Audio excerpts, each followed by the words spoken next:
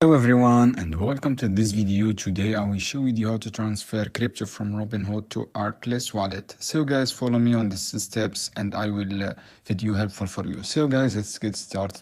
First guys, what you have to do, open your Arculus wallet and click this option send and click this wallet, and after that guys, choose your crypto you want to receive on Arculus, for example BTC. And after that guys, what you have to do, just click receive, this option receive and the wallet. And after that, what you have to do, go to Robinhood and click this option transfer.